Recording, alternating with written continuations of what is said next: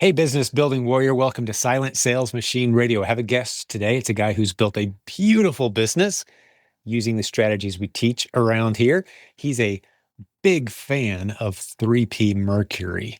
And I love his perspective today when he talks about how this software has changed the game for his business.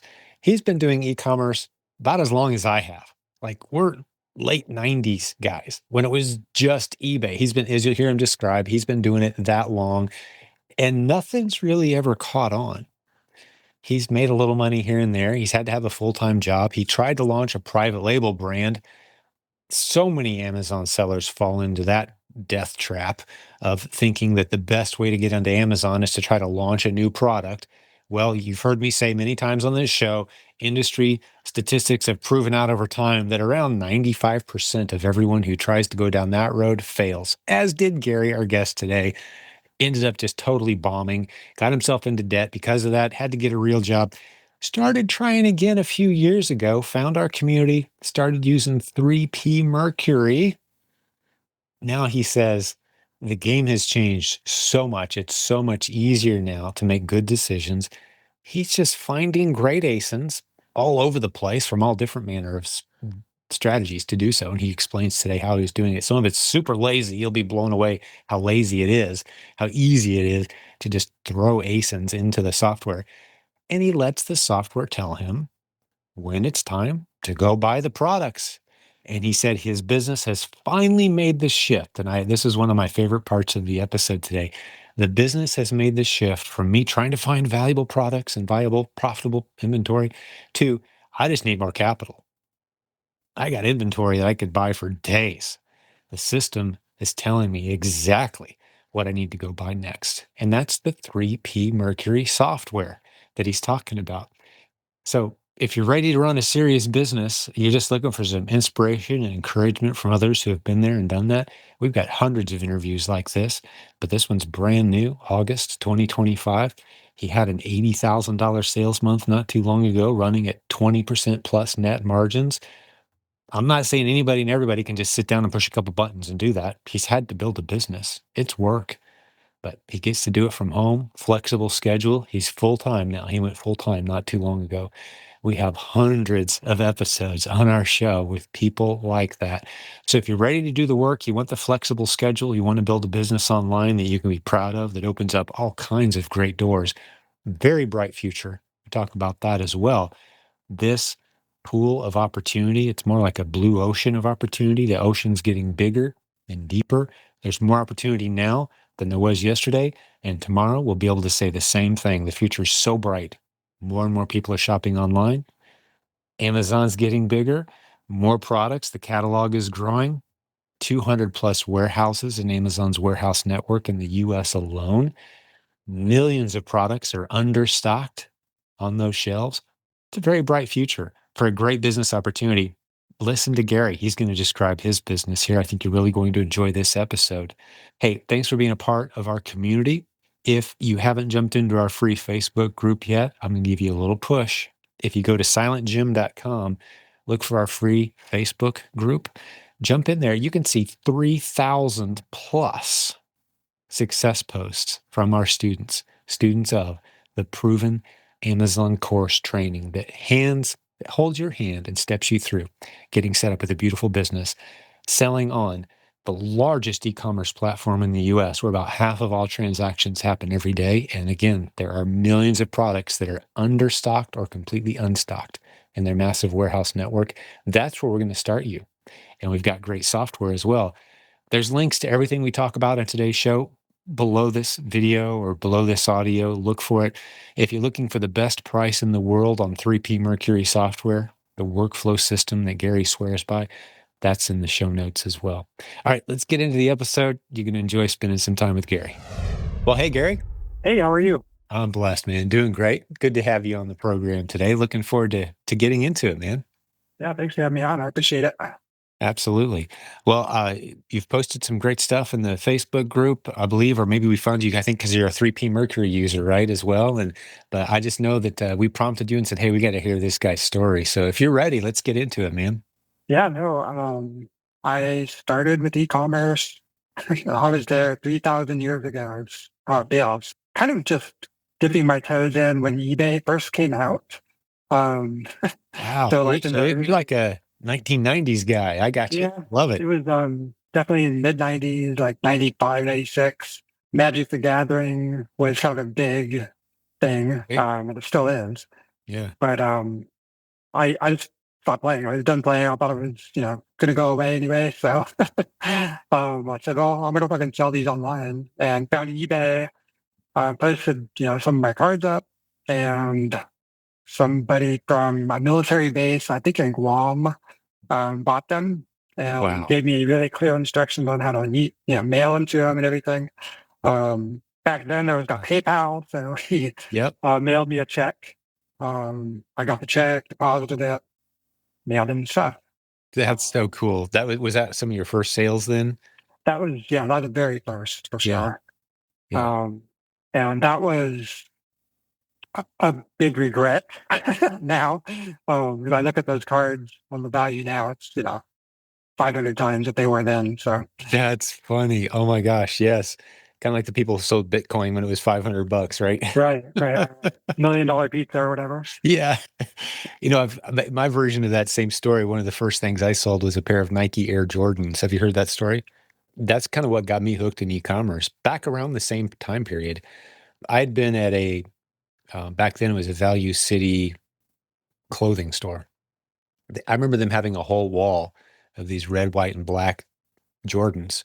It was one of the first shoes that ever had associated with an actual player, right? Uh, But as a basketball player myself, I'm like, I'll try them. I didn't like them. I wore them, a handful of times, didn't like them, threw them in a box, threw them in my closet. And they started being worth some money. One of the first things I sold on eBay back in the late 90s was those shoes to a guy in Singapore. And okay. again, gave me specific shipping instructions, took a while for the money to clear, et cetera, et cetera.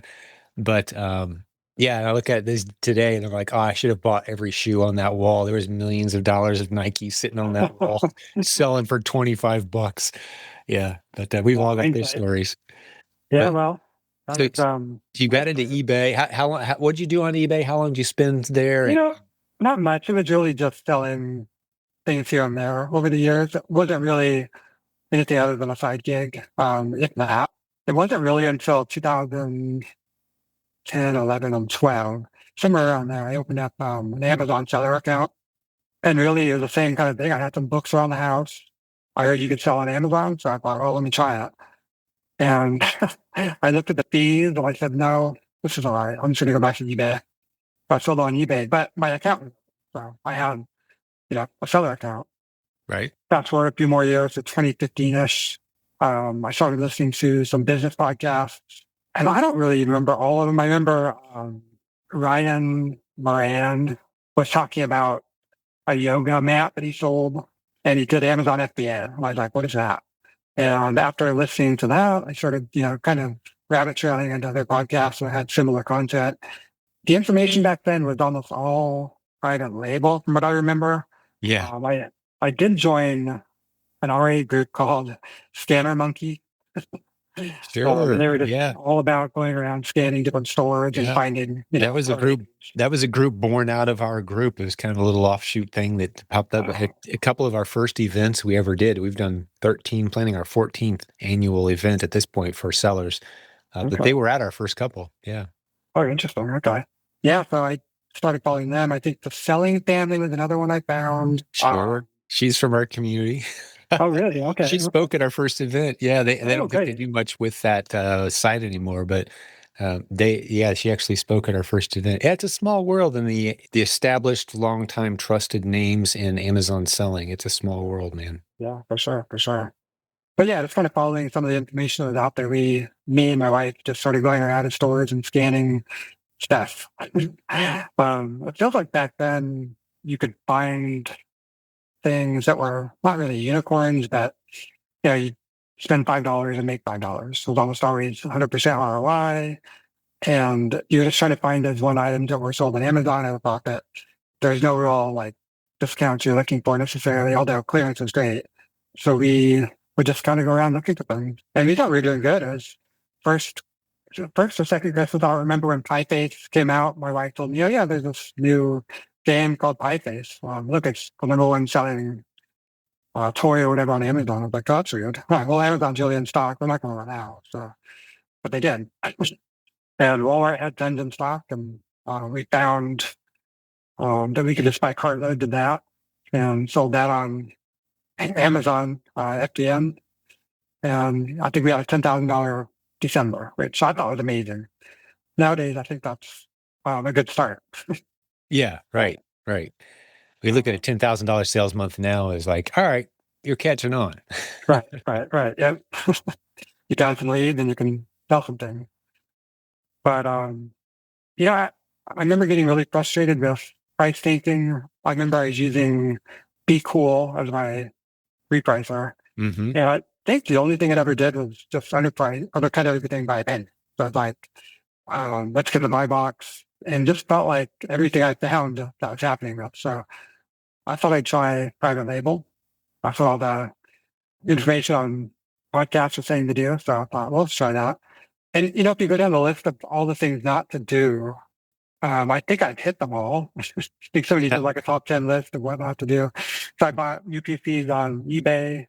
I bought a glass product, the glass teapot. So breakable item.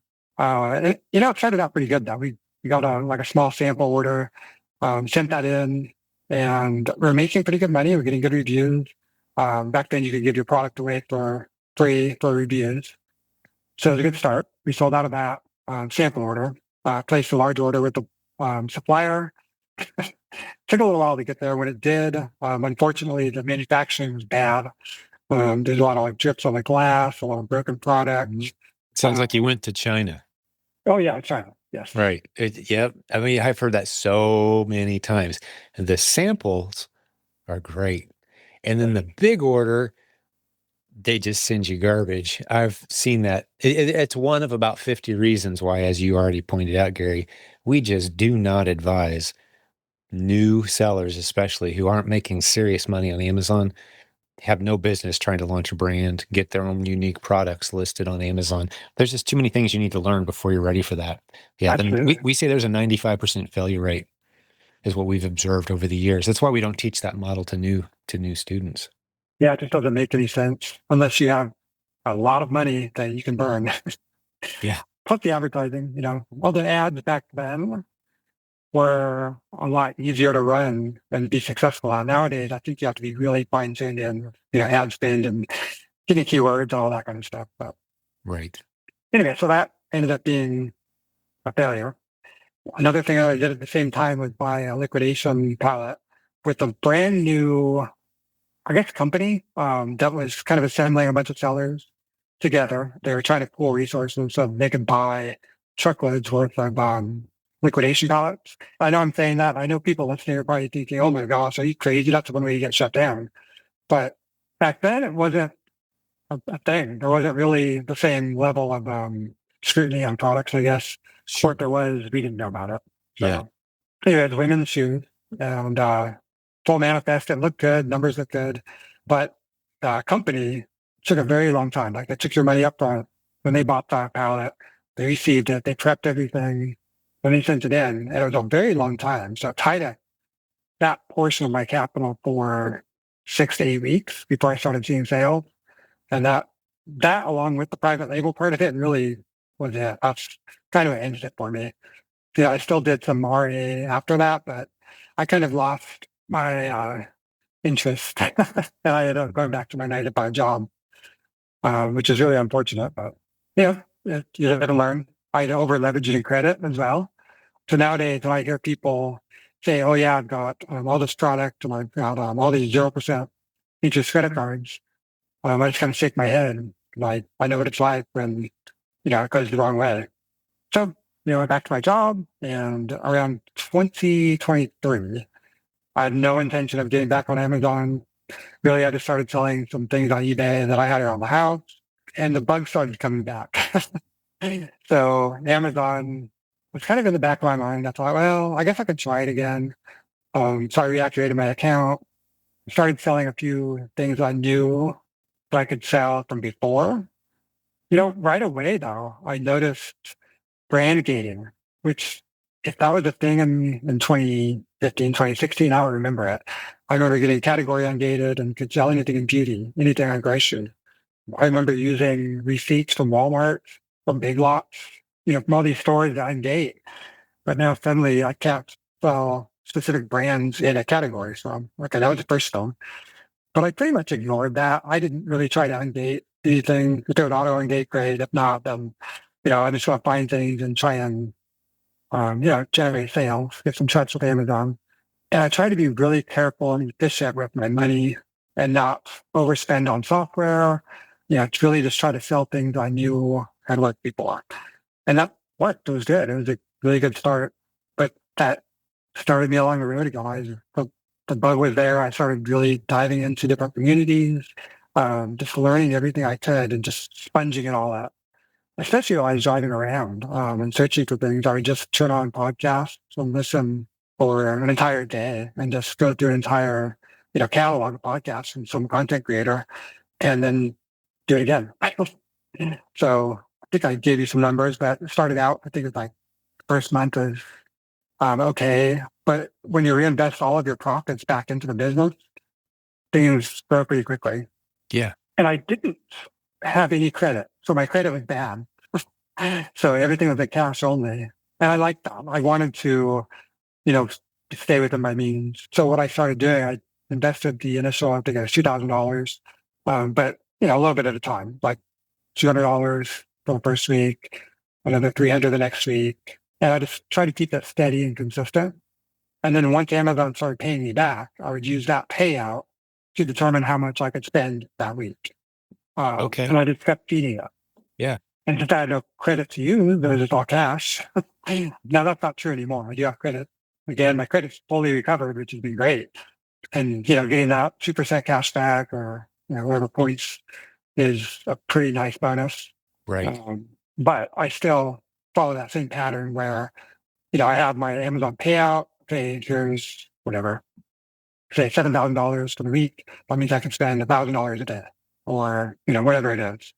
And I just try and stay consistent, keep that flow, keep that cash flow rolling, which really that liquidation palette has always been in the back of my mind, just to try and keep that consistent flow going, keep the cash flowing, and don't run into those like stopping points like I did before. And that's been working. It's been really good. I had no intention of leaving my job again, but once the business started making more than I was making at my day job, I had to, consider it. Yeah.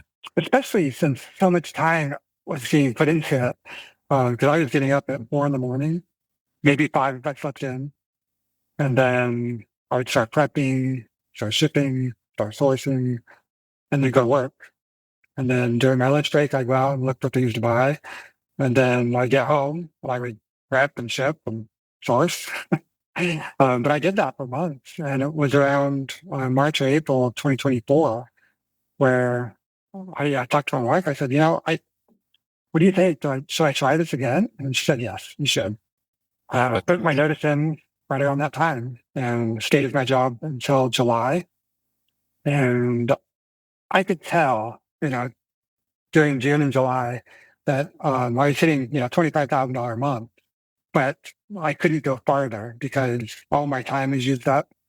So I either have to, start using a prep center or free up some time. So when I free up that time for my day job, sales went to 45 within like August, I think it was, when I hit my first $45,000 month. Oh, so a year ago, it would have been August, and you hit a Yeah. $45,000 month shortly after going full time, but you Right. kind of eased back into it. I love it. Well, let me address a couple things that you've said, just so we don't leave anyone behind. Talking about, just to be super clear, talking about the liquidation pallets, which is definite no now, Yeah, don't do right? Some people don't realize that, that. right? You've got to be very careful where you source. You mentioned the gating. We do have a resource for people who are frustrated by the gating situation with Amazon, which we call it a molehill that feels like a mountain, especially for new sellers. It's really not that big a deal, but it gets made out like it is in a lot of conversations among newer sellers. So if you go to silentjimdotcom ungating. It's just a free post in our Facebook group that you get redirected to with that link. And it talks about how to navigate the gating situation with some great resources there. Because I'll check that out. once Amazon trusts you, the auto ungating really starts unfolding very well. But you got to click and apply frequently, and there's tools that can help you automate that and such. But there's not as much just widespread. Hey, you're ungated for everything in this category. That doesn't really happen anymore. Amazon kind of randomly sprinkles it out to different sellers at different times, but there's still tens of thousands of ASINs, or excuse me, of brands that you can hop on and Yeah, get absolutely. pretty easily. So That's what I found too. It's like sell the things you can. And if you can't sell it now, then worry about it later. But just find things that are open and go for it. Just build up some trust with Amazon. If you're gated, but it looks like a good ASIN, save it, track it. We suggest people put it into 3P Mercury software, which can track tens of thousands of ASINs and tell you which ones look the best at any given time. Because one of the things that happens as your catalog grows, as I'm sure you know, Gary, is it becomes a thing to know which of my ASINs should I be paying the most attention to right now, right? Are there really like winners that tanked maybe 6 months ago that are now back? How do I know? When do I check them? How often do I check them? So that's one of the features of the 3P Mercury software that I don't know if you're a user. I think you are, is right? That it's completely changed how I look at sourcing. It's instead of just randomly clicking around on things that I've sold before, like before I found 3P Mercury, I was going into Seller Central and looking through things that I, still had listings for Right. and seeing if they were good still. And okay, where did I buy that? Oh, okay, well, Target. Let's see if Target has that item. Where is that again? Oh yeah, here's a link for it. It was really manual. I know a lot of people use spreadsheets. I had spreadsheets as well. I actually tried putting together my own system, like a little SharePoint system where I was tracking sourcing, source for where I bought something along with the Amazon link, but it was still manual and it didn't update the pricing as far as what it sold for. It didn't link to Keepa. So I had no idea whether offer count was decreasing or increasing, if prices going up. 3 wasn't great. Go to restock, look for things that I've sold in the past at a profit, set some filters that shows you what is good now. It's really, for me, it's been a game changer. Instead of running into that bottleneck of finding things to buy, now I'm out of money. I need to find more capital. Yes, I love it. And we know we've done a good job educating a student around here when their problem bottleneck, as you said, shifts from finding profitable inventory to finding capital because they've got unlimited profitable inventory they could go pursue. Right. We know we've hit the nail on the head. Yeah. So we love to see that moment happen. It sounds like that's where you're at then. I am now. And that's kind of just happened because up until I think about a month ago, I had no problem with capital at all. It's just like every day I was pretty much, starting from zero almost. Not quite zero, but going to sites, maybe talk to arbitrage, found me some leads, maybe a sale was running on Walmart or whatever, but it was still finding new stuff every day. And now it's all stored in a database. I can go to my buy list and source from there to find things I haven't bought before. Maybe I added it to the database from my leads list. Maybe, and this is another great thing. So maybe I'm outsourcing and I find something that's almost good. It needs a little bit more of a discount. It's kind of demoralizing to me. It's like, okay, well, that's cool. I'll put it in the spreadsheet, I guess. But I know I'm never going to look at that spreadsheet again. But now, at least I can add it to the database. It'll filter itself out when it's good again. Yep. Offer count goes down. You watch out. The line goes up on the price. Yep. You know where to buy it. So. And one of the features I know they're working on right now is scouring for the best price and updating in real time in the database. So you put a product in there. It's like, well, it doesn't look, I can't do it profitably right now, right, for whatever reason. But let's track the price on this thing. Okay, it's going to keep an eye on all the major places where you can go to buy that product. And if one of them dips below a price point to where it becomes profitable for you to sell based on current stats. Like it does all that research work in real time on every ASIN. Pretty incredible. Yeah, no, it's completely changed my mindset as well. There's like things that you can offload out of your brain. I like to use repricing as an example. When I first restarted again, I was just going in and checking like listings multiple times a day, and I'd be like, oh, okay, I'll just try undercut me by a penny again, and look, he's got the buy box. Let me match his price. I check again an hour later, and he's undercut me by a penny again. Like, okay, this is stupid. So you get a repricer, and now that's out of your mind. You're not obsessing over your products. And that's something 3P Mercury does as well. It's like now I'm no longer obsessing over trying to remember all of the different leads I found, all the different sales cycles, just things that I can just put away into a storage area and use a filter to bring them to the surface when I need to. That's fantastic. How many ASINs are you tracking in your 3P Mercury account currently? Do you know approximately? Over 5,000, and I kind of cheated because a lot of those are from lead lists. And I didn't buy into the lead lists necessarily. It was a colleague that I'd met on Discord, and he said, hey, I'm going to buy a bunch of lead lists. If you help me go through them and vet them, I'll give you access. I said, okay. Yep. It does, I've said for a decade, don't buy leads lists, especially if you're new. Please don't buy lead lists and then go through everything that they're telling you is hot right now. Don't do it. But if you're a 3P Mercury user and you're just dumping those ASINs into your funnel, right, into your database, Absolutely. let 3P tell you when they become viable. And yeah, why not? It may be 3 months after it popped up on that list. Because what happens on a lot of lists is, people will say, well, this is only distributed to 20 people. Okay, well, one of those 20 has a lead list service that they sell it to. And now it's out there in front of 500 people, 3 days after it pops on the list, right? And it just goes nuts with new sellers and the price tanks and everyone runs away crying because, the price tanked. Well, you wait, come back 3 months later, if you've got a system to do it, that ASIN's hot again, and there's only 4 sellers maybe filling the 200 warehouses in Amazon's network, and the price is rising, and demand is outpacing supply, right? And that's when you jump on, and that's what 3P Mercury automates. So the long story short, 3P Mercury makes lead lists make sense again. I agree. And it's just more ASINs more brands you wouldn't have discovered on your own, products in your database, and you let the software do the tracking for you. I mean, it's no coincidence that when you look at a list of leads from a lead list, that 70% of them have a massive increase in offers within the first month. Yeah, yeah, exactly.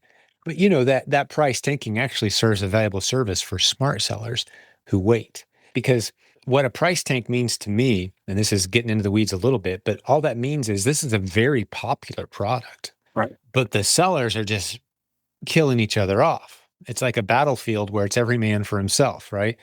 So you wait till they're all done, stabbing each other and there's nothing left going on, and you come in and you own the field, right? So that price tanking, it's a very popular field because the product price got low enough that Amazon rewarded that ASIN with more exposure.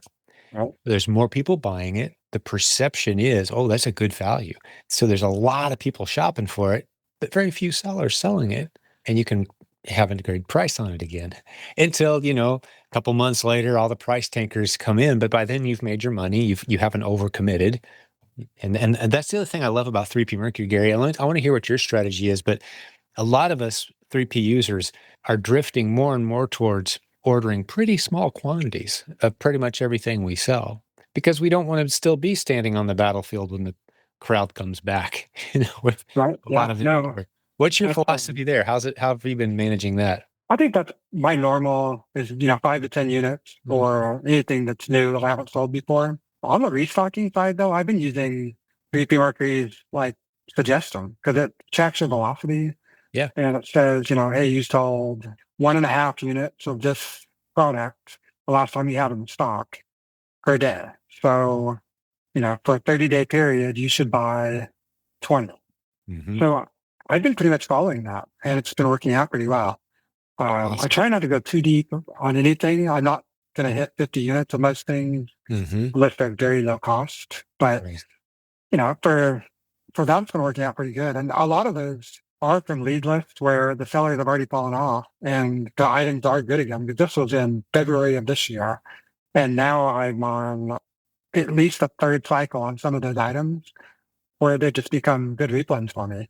And I can see some of them starting to tank now again, where I won't, rebuy it for a few more months or maybe sometime next year. Yeah. Um, Yeah. Or maybe buy and hold even on some of it. You get a little extra inventory. Well, it's running in cycles up and down. All right. Well, we'll just hold and wait till it's, heading up again.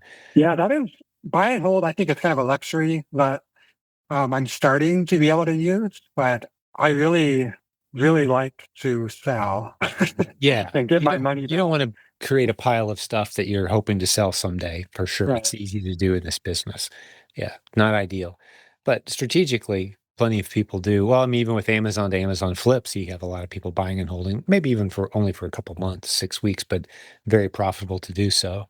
When Yeah. Amazon kind of swoops in and drops the price and sells a Yeah. bunch and then runs out, and you see this pattern up and down, up and down.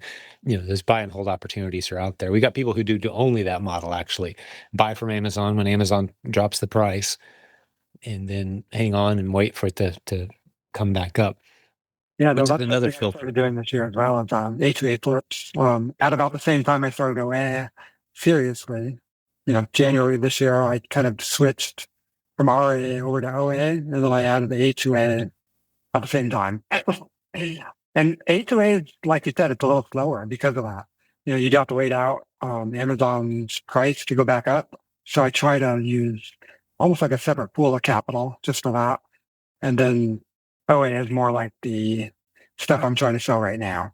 Mm, yeah, very good. So give me a little bit more, since we mentioned some numbers. I want to make sure we're thorough. What's your best month, and what's your overall net margins? We need to discuss those two things to make sure we Sure. have some transparency. Yeah, sure. So my best month was December of 2024, hit 80,000. And the margins was, I had to check it a little bit ago. It's crazy. It was 23%. That's awesome. Um, and 23. yeah, Wow. it, so a lot of that is because one specific brand at Ulta Beauty went out of business. And so Ulta Beauty was liquidating all their stock.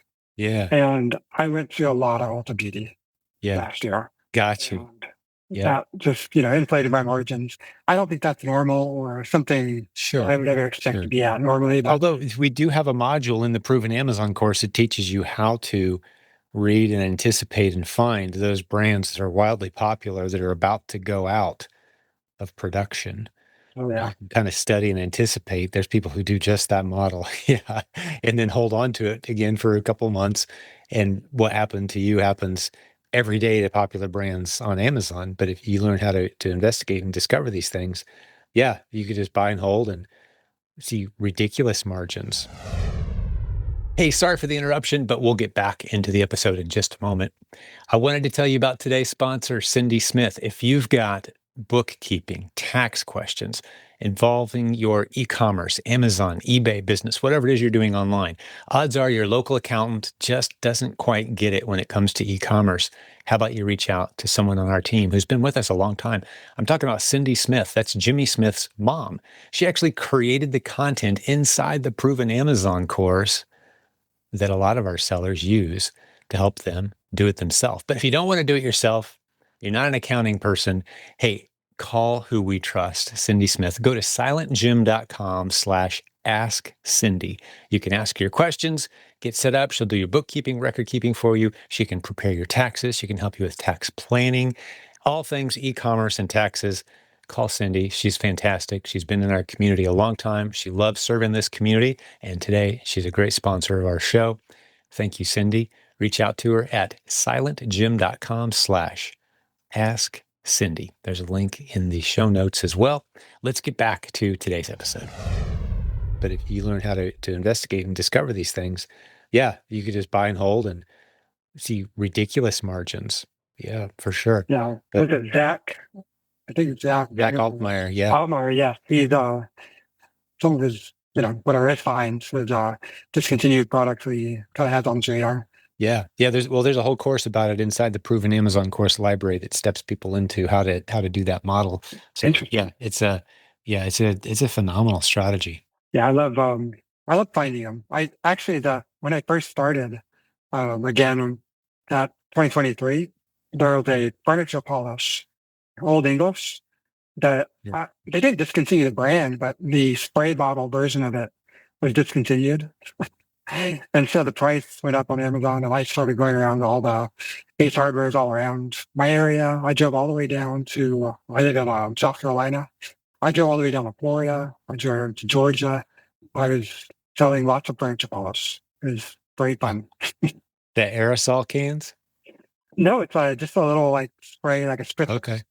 Yeah. Yeah. But when those things go out of production, man, yeah, it's phenomenal. You can jump on them, and yeah, that's a great course I recommend people to go through, because once you understand, there's just so many different ways Mhm. to monetize and find opportunity. Yeah, but 23% net margin on an $80,000 month, man, that's putting some money in the bank. That's what 17,000 or so in the bank for the month. Not bad, man. It totally set up my year. It gave me the luxury, I think, to change the model from 90% RA to 90% OA. And my margins are down to around 18% this year, but I'm pretty happy with that because a lot of that is from buying off of leads lists and watching things take.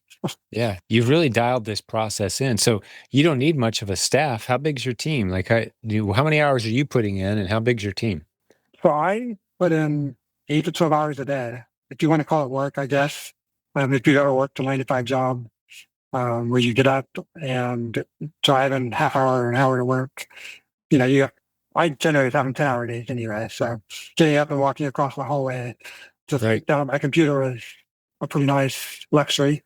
But the only other help I really have is a prep person that was my stepson. He has moved out on his own now, so he's moved into a buddy of his. He's no longer in town. So my wife had a girl that she worked with earlier. So I've met at a barn where she keeps her horse. And now she comes and does the prep probably about 10 to 15 hours a week. And that's it. It's just me and her for right now. Definitely do want to look into getting a VA. Probably not till next year, but that's definitely something I want to do for sourcing, especially. Yeah, get a virtual assistant, show them how to do what you do all day, every day, get them trained. We strongly advise you to find someone and train them yourself. There's training on how to do that inside the Proven Amazon course, actually, and how to find a good VA and test them and make sure they're a good fit. For $4 or $5 an hour, you can get someone in the Philippines that it's just going to work so hard for your business, and you'll wonder how you ever lived without them once you got the right one. Yeah, There's a lot of them ready to work hard, because $4 or $5 per hour is a great job in the Philippines. It's the equivalent of 4 times minimum wage in the U.S. Oh, Most wow. places minimum wage is what, 15 an hour, most of the U.S. now. Imagine getting paid $60 an hour to source products online. Yeah, you could find help for that price.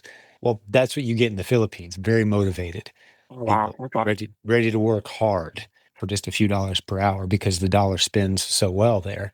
Yeah. So yeah, it's an opportunity that's available to us that not enough people take advantage of. Very tech savvy, speak English great, have good internet unless there's a typhoon.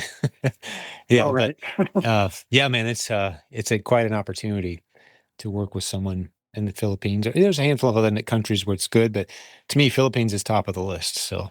Yeah, also, I know a couple of different people that I kind of interact with daily. They have VAs, but they do their own prep. So Mhm. I don't understand that, but whatever. Um, Yeah. Yeah. Well, yeah, yeah, you could hire someone to do it locally, or use a prep center. If you're doing all OA, you know, have it sent to a tax-free state prep center, maybe. yeah, I don't know what's wrong with me. Something about control, maybe, but Yeah. I, Well, wade into it. Wade into it. Some of the yeah, bigger, bulkier, not as fun stuff, send it over, see how they do with it. Ease into it. yeah, that's a good advice. You can get this business to the point, I'm fond of saying part of becoming a multiple income stream entrepreneur is constantly asking yourself, am I the only person that could be doing this? And if not, do the math, what's it cost me to bring someone else in and free up my time? And starting with the first hire you'll want to make is someone who goes out and finds profitable inventory the way you do. Because now you're talking new revenue, right? New revenue being generated that you wouldn't have had otherwise. And then you start chipping away at, well, I could get someone to do this for $4 an hour. Why am I sitting here doing this? Right? You give them the job, anything you can be, and then you work on the, the more expensive stuff that takes. And the most expensive thing is prep, because it has to be someone in the U.S. Can't be someone in the Philippines doing your prep, right? Unfortunately. Right, exactly. So prep is usually last on my list of recommended, because you're tackling it from, biggest bang for your buck down to, man, I could be saving myself $20 an hour if I do my own prep. Well, it's time to give that one up too eventually. Then you're truly a business owner with a turnkey operation that could be handed to anyone. And you can scale it. You get all your time back, man. Yeah, that's what I'm trying to do really, is buy time back as I can. And I feel like there's different tipping points too, where, you make more money in the business. And as long as you're not increasing your salary at the same rate, there shouldn't be any reason why your business shouldn't exponentially continue to grow. But that percentage of leftover profit, has to be high enough. So I guess that tipping point would be like, instead of putting 100% of my profit in, what I was doing at first, now it's only maybe 30%. But maybe in 12 months from now, it'll be 70% because the business is bigger and making more money. So I'm hoping that will be kind of, just the exponential growth that will make it bigger, better, and easier to, buy back time and hire out, Yes, like you said, virtual assistants and prep people and all that. Yeah. And one of the benefits of doing that, Gary, and I'm sure you've thought of this, but just to point it out for the listeners as well, is as you free up your time, you can create new income streams. You can start consulting, right? You could maybe start building a private label brand. Now that you know what you're doing, you've got better instincts. You have better contacts. You've been in the community long enough. You know how to do it the right way. Uh, you could go for brand exclusives, right? There's just all kinds of fun things you can start to do with the credibility and experiences you have now. But you need your time freed up instead of being the guy that's, throwing ASINs into the database. Pay someone else to figure that stuff out. And sure, you can check their work the first month or so, but after that, they're going to be as good as you ever were, and you can, shape and mold them as you want, but you've freed up your time. And that's just such a valuable asset that you can go do other fun things with and begin to truly diversify your income streams. All around this same arena, I would suggest. You don't want to go off and get all random with it. You want to have all your, as my mentor says, have all your tributaries flowing into the same river when it comes to the different thing. So you kind of build a reputation in this arena.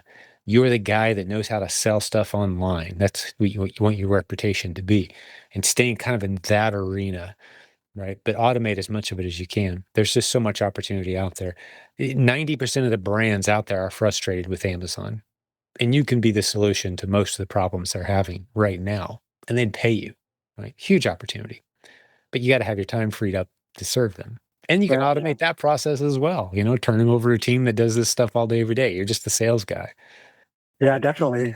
I just thinking, it seems like it's easier this time around, not just because I did it once before and I kind of knew what to expect, but the information that's out there, the resources, the tools, it seems like everything is just easier to make work compared to what feels like the dark ages in 2015, 2016. Thank you. 100%. I recorded a podcast episode on that exact topic. I don't know if you heard it or not. I didn't. Okay. Well, you just hit my bullet points on that. You hit them on the head. The information and training that's out there, the tools that are available, and I'll add this one too. Amazon is much clearer about policy now, and their enforcement is much more consistent. It used to be you'd buy this pallet of stuff and you're like, man, I hope this doesn't get me in trouble. I don't think it would. Look, that guy over there's doing it too. So man, I guess I will. And talking about the information that's out there, the impression 5, 7, 8 years ago was, if you're not launching your own private label, this will never work. And everybody was pounding on that drum, everything, all the content everywhere. Not us, but we were a quiet voice in the wilderness then. Mm-hmm. Well, that's become very clear now, and pretty much the whole industry agrees. If you're new and you're trying to launch a private label, you're crazy, right? I mean, that information is everywhere. So the information, the tools, the rules, and the rule enforcement are so much better now. Yeah. The point I made, Gary, was I would almost argue you're better off starting now than you were starting 5 or 7 or 9 years ago for those I mean, reasons. that's been my experience for sure. I love to hear you saying that, especially as a guy who's been doing this as long as I have, because I that's what guess. I'm Yeah. observing, right? eBay was never this systemized. Never. No way. Uh-uh. No. I mean, eBay meant having a death pile in your garage. And Saturday I made $250, but this week I'm not making anything. And Yep. then all of a sudden, boom, and then I don't know. We've really put a lot of work into the science of this, and I think it's only going to get better as Amazon shares clear information and our tools get smarter at figuring out where that underserved shelf space is. And the good news for both of us, Gary, and for everyone listening to this is this blue ocean of opportunity that we're swimming in right now Mhm. is getting bigger and deeper as we're sitting here talking. Which is crazy to think about. Hmm. Hmm. I mean, you hear people say that Amazon's saturated. They're insane. You They're also, probably like mad because they got gated in Nike and they right, had right. 200 pairs of Nikes. So now e-commerce is dead. Yeah. Okay. Whatever, dude. No, e-commerce is 17% of retail. Have you heard that number? No, but that sounds low. It's government data. If you put all retail on a pie chart in the US, only 17% is e-commerce. Hmm. 17, 18%. No, it was 10, 12% before COVID. Okay. And it took a wild leap all the way up to 17% during COVID, 18. And the projections are 25, 30% in the next decade plus. The game has just started, dude. It's Yeah. just started. So when I say a blue ocean that's getting deeper and bigger, I'm not kidding. And Amazon is half of that action in the US, approximately half of all transactions. Okay. That makes sense. Yep. They're a monster, man. You add up their 10 competitors and they don't add up to what Amazon does every day. 10 closest competitors, number 2 through to 11, add them up, Mm-hmm. they don't come close. So yeah, And one more time. we're in the right part of the deepest ocean that's growing fast, man. Yep. Yeah, it's great. So what, and how nice is it, but you can start a business. I started with $2,000 this time, but it could have been less. Hmm.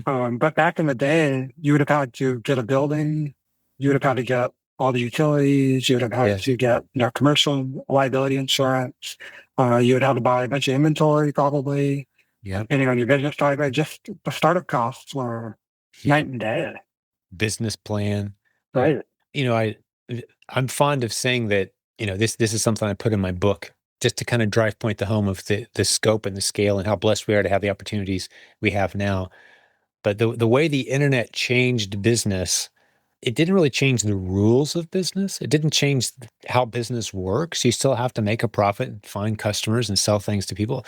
The way the internet changed it was that you can take small risks all day, every day. And if it doesn't work, okay, I'll try something else, which gives you the luxury to find that model with the lowest risk, lowest barrier to entry, highest odds of success, and kind of toy around with it.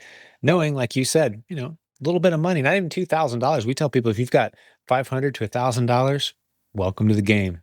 That's all your tools. That's all your training. That's all your initial inventory. Now, you're going to not be able to scale as fast as you'd like you mentioned. You had some credit issues and you didn't have a lot of cash to put into it. All right, well, here you are. You had an $80,000 month. You've been able to scale and figure it out because if you can turn a dollar into $2, you can do that again, and it starts to add up pretty fast. So yeah, that's the way the internet changed things, and here we are living in what I believe to be the greatest time in human history. Oh, absolutely. 100%. If you've got an entrepreneurial mindset, there's just so many things you can try. And the price of failure has never been lower if you play the game right. So you try things and they fail. All right, so what? Move on, try something else. Yeah, you don't go to jail anymore. You default on a credit card. Yeah, yeah.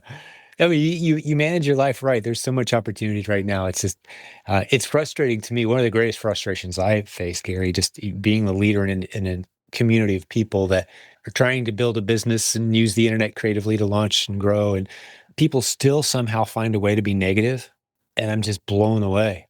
Like, oh, I'm only getting 40% ROI. Find someone in real estate and tell them about your 40% ROI woes, right? Like they're thrilled with 10, 15%. Right. But it takes them a few years to get there. And they're putting a whole lot more money at risk than you are.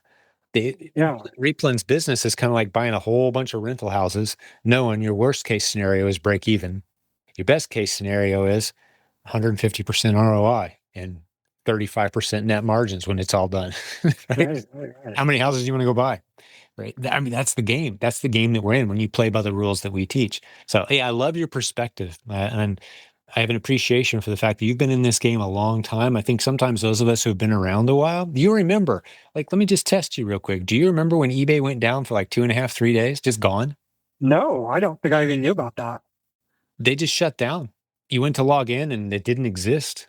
They were just down. Yeah. Yeah. My A business terrible was, day. I had a fairly robust business at the time and they just gone. People freaked out. And then they were back again. Yeah. Their servers would just completely go down. Yeah. Or you'd go to log in and your account didn't exist. Like, those days are long gone, man. Oh On yeah. Amazon, people complain now, oh, it took them an extra week to check in my inventory. Oh, wham, right? Come on, man. There's just so many advantages we have now in this Yeah. business. But That negativity, I don't really understand, but it's kind of pervasive depending on where you go. I remember just doing research to see if wanted to try Amazon again and see what was the best business model. So like, try wholesale. Is RA still viable? And if you go Reddit, if you go to Seller Central forums, the answer is no.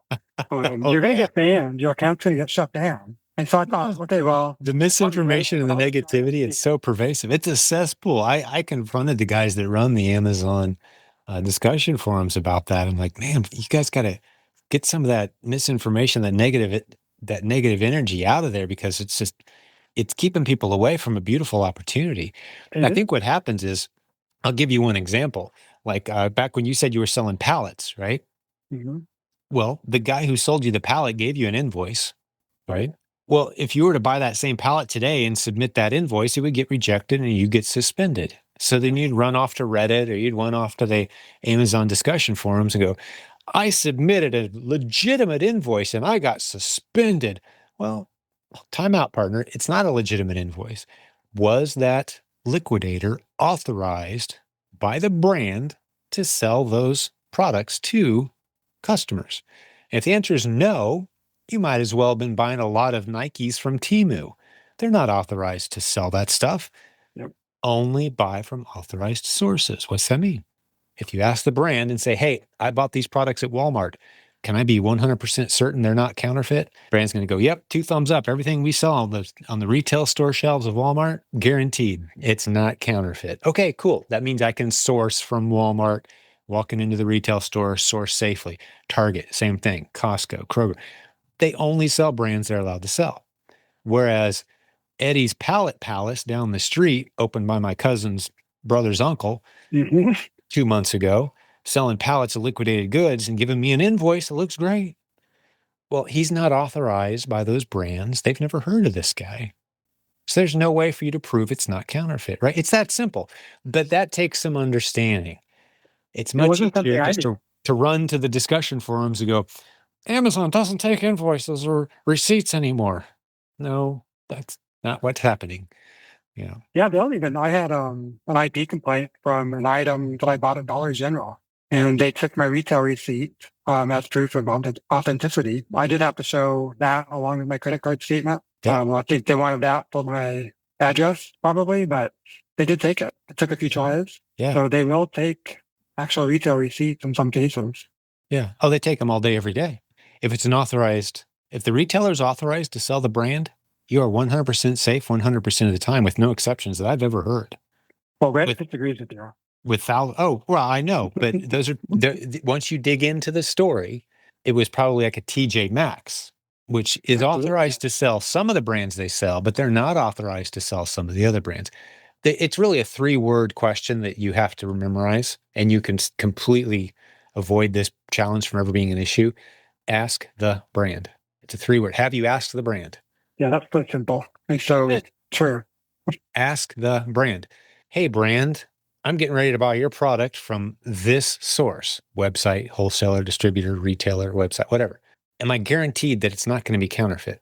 If they say yes, then you can source safely from that place. If they say, we've never heard of them, or no, do not source product from there. And you're 100% clean 100% of the time with no exceptions that I'm aware of, again, with thousands of students in our community. But the confusion exists when people say, well, I've got a retail receipt. Well, yeah, it was a Goodwill store. Come on, dude. Goodwill's not authorized to resell, Monopoly games, right? They don't have an authorization to sell any brands. You don't know where that could be Temu junk. It could be legitimate. Who cares? It was shrink wrapped. Who cares that it still looks good? Who cares that it looks legitimate? That doesn't matter. You can't prove that it's not counterfeit. Do not sell it on Amazon. It's that simple. So that's where the Reddit confusion comes in. That's where the and that's why the huge opportunity is there for those of us who understand how the game actually works, because there's a lot of people out there running scared unnecessarily. So Yep. You got to really kind of peel back the layers and yeah. find the good communities and stay away from the bad ones. Yeah, well, that's what we're trying to do here, man. Give good information based on current policy, and I mean, we've got a lawyer who's a sponsor in our community who understands and deals with this stuff all day, every day. That's where my source, that's where I came up with the tip: ask the brand. Is it Jeff Schick by chance? Jeff Schick, Okay. just like the razor, jeffschick.com. Great dude. I got him on retainer for a few dollars a month. Every serious seller should. Anytime I get an IP complaint or any kind of issue, I just send it to him. Kind of like with the IRS, anything I get anything from them, I just send it to my accountant. I don't open that stuff. I'm like, yeah, he'll tell me if it's serious, and it almost never is. But if it is, he'll tell me what action to take. Yeah, delete that ASIN. Yeah, write a letter. Yeah, throw that in the trash. I mean, it's just he breaks it down, so I don't have to worry about those things. Yeah. Actually, I have a retainer as well. It's one of the first things I did after the first Q4 was find Jeff Schick and sign up for a service. Nice. Just so I had some kind of insurance in case, I did get suspended. I needed help. Yeah, exactly. Yep. He's got a great record in our community. I'm glad his name came up. I love sending in business. Well, hey man, this has been a great episode, but I feel like we should probably start to come in for a landing. You were very patient today and allowed me to come in and kind of start late. So I want to be respectful of your time, Gary. Okay. But was there anything else on your mind, or any tips, any questions for me, that it's stuff you were hoping to cover today? I think it's been a great episode, and I really appreciate the time you've spent with us. But anything else on your mind? The only thing I can really think of is, I've been listening to your podcast recently.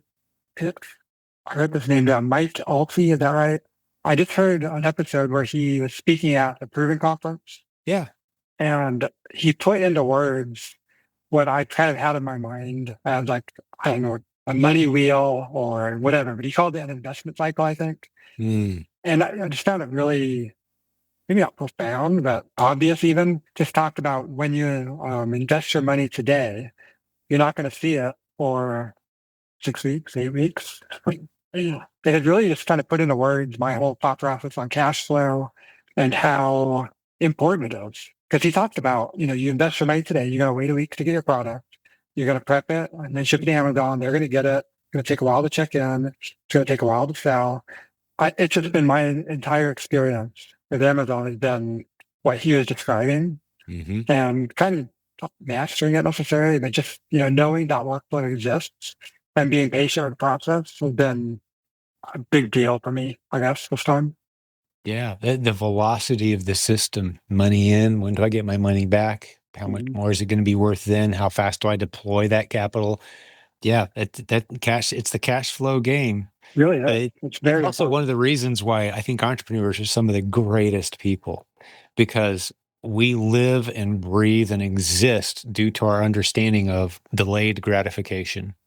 Right. Like, it's a requirement. I've got $1,000. Well, I can either go buy a really nice watch, man. I've never had $1,000 watch before. Or I could buy $1,000 worth of inventory, and 6 to 8 weeks from now, I've got hopefully $1,200. What do I do now? Do I go buy a $1,200 watch, or do I put that money in inventory, and 6 to 8 weeks from now, I've got the 1450. Right. So it's that delayed gratification that drives the whole engine. And we're the people that small business is the economy. So, Right. and some of the greatest people in our culture, in our country, are small business owners, man, because we get it. We see how the world works, and we're deploying capital, putting it at risk. There's no guarantee that 6 to 8 weeks from now it's all going to be a bed of roses, but we're taking that chance. And when it works, we're rewarded. When it doesn't work, we lose some of the money. We learn our lessons and we go back and do it again with $800, right? We're always learning. Yeah, exactly. But the process, I love the way you said and the observation you made, Gary, that the information, the tools are better now. And I brought the third one in the rules and the policies and the enforcement of those policies. It's just never been clearer than it is now. It's a great time to be in this business. It really is, with a very, very bright future. Just ask Walmart sellers right now how much they like Amazon's clarity on their policies, where they've shut down entire categories like overnight with no warning. And Yeah. they're shutting down accounts without really being super clear on why. So Yeah. Oh, there's something to be said about enjoying the Wild West, but then there's something to be said for, once the rules are kind of in place and you can kind of confidently build again and grow again. And you look at the big picture, the US economy operates the same way at scale. When it's really clear who the president's going to be, what their tax policies are going to be, where we stand on then the economy takes off. They think the market needs clarity. The stock market rises when the rules are clear and the future looks fairly bright and everything's kind of lined up. When there's chaos on the horizon and no one knows exactly who's going to win the election, what the tax rate's going to be, okay, now it's just harder for people to put their capital at risk and trust that system. So yeah, it's the same thing with Walmart and Amazon and eBay and you know, um, we're just playing with smaller amounts of money, but we're risking our capital on the most secure system we can find to increase that capital. We're making the wheels turn, man. absolutely. Well, Gary, man, it's a pleasure hanging out with you. It's great having you in the community. Thanks for your contributions today. Keep pounding away at 3P Mercury, and if you have suggestions for that tool, I know that they're putting a ton of attention and time into the ideas generated by the users themselves. And yeah, we've got hundreds and hundreds of users now helping us shape that tool out, and it's getting powerful, man. It's something pretty special. So I'm glad It's a game changer, in my opinion. If you don't what's that? use it, then you're missing out. It's just a great tool. Yeah, thank you for the endorsement. I completely agree. It's changing a lot of people's lives. I kind of sometimes I look at the new users who've come in and all they've ever known is 3P Mercury. I'm like, oh, you don't know how good you've got it, man. You do not know. You will never have to fight a catalog of spreadsheets trying to talk to each other. And you just like throw your ASINs in there and it tells you what to buy. Are you kidding me? Yeah, that's amazing. I mean, you're right. They're running. They don't have to learn how to walk. Yeah, yeah. It really, yeah, it's taken a step out of the process, hasn't it? Yeah, you're exactly right. Well, good hanging out with you today, Gary. I'm going to spend a moment here just talking to the listeners who hung out with us today. If you enjoyed this conversation with Gary as a listener, maybe you're new around here, I've got some really good news for you. If you scroll back in time on our show at silentjim.com, we've got over 1,000 episodes. About 800 or so of those episodes are interviews like this one with successful students from our community who have built a beautiful business, and they share how they did it, how it's going, the blood, sweat, tears required. It's always work to have anything worth having in life. You know that, right? But there's a lot of opportunity here. And if you're ready to do the work, we'd love to come alongside and help make that happen and inspire and encourage you with our other shows. So scroll back and check those out. If you want to have a conversation with someone on our team about your business, to talk to you about our free resources, our low cost training, and maybe even our one-on-one exclusive coaching program where you can go further faster if you're well positioned to do so, give us a call or get on our schedule anytime. Go to silentjim.com/book a call and you'll see our phone number. You can text us or you can get on our schedule, like I said. Well, God bless you, business building warriors. Gary, great job today, man. It's a pleasure getting to know you a little bit. Thank you. Thank you very much. And for all the other listeners who joined us, we'll have more great episodes for you very soon. Hey, thanks for listening to today's episode. Before I let you go, a quick reminder, you want to go to silentjim.com/ask Cindy to talk to someone about your accounting, bookkeeping, tax planning needs. They're very unique as an e-commerce business owner, and odds are you're having trouble finding someone local who gets it. You're probably paying more in taxes than you should be. Have a conversation with Cindy and her team. Tell them we sent you. Go to silentjim.com/ask Cindy to get all the details. Thanks for listening. We'll have more great episodes for you very soon.